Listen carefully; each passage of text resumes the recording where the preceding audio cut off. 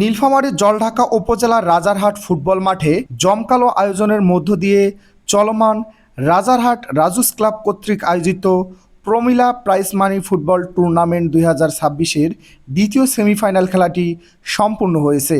রোমাঞ্চকর এ ম্যাচে আটোয়ারী উপজেলা ফুটবল একাডেমিকে ট্রাইবিকারে পরাজিত করে ফাইনাল কনফার্ম করে Arfat Rahman cocoa sporting club. 25 July বিকেলে এই হাই ভোল্টেজ ম্যাচটি অনুষ্ঠিত হয়।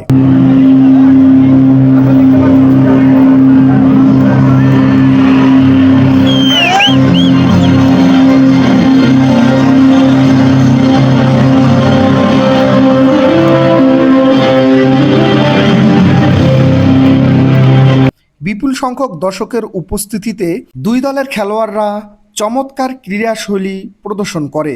নির্ধারিত সময়ে কোনো দল গোল করতে না পারায় ম্যাচটি ড্র থাকে এবং সরাসরি ট্রাইবিকারে গড়ায়। ট্রাইবিকারে তীব্র স্নায়ুচাপ কাটিয়ে আরফাত রহমান কোকো স্পোর্টিং ক্লাবের খেলোয়াড়রা দারুণ দক্ষতা দেখায়।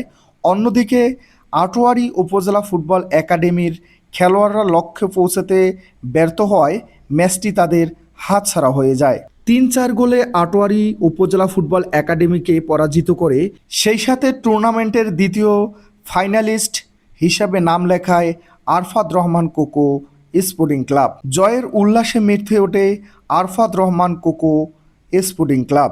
এই টুর্নামেন্টটি নারী ফুটবলের উন্নয়নে গুরুত্বপূর্ণ ভূমিকা পালন করবে বলে মনে করে আয়োজক কমিটিরা।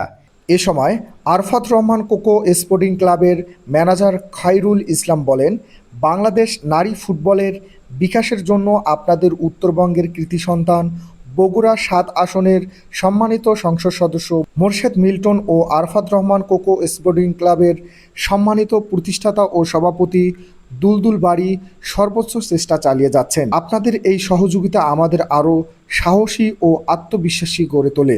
এ সময় খেলায় আগত দর্শকদের আরফাত রহমান কোকো স্পোর্টিং ক্লাবের টি শার্ট উপহার দেওয়া হয়। এ সময় জলঢাকা থানার অফিসার ইনচার্জ নাজমুল আলম সহ অন্যান্য রাজনৈতিক দলের নেতাকর্মীরা উপস্থিত ছিলেন।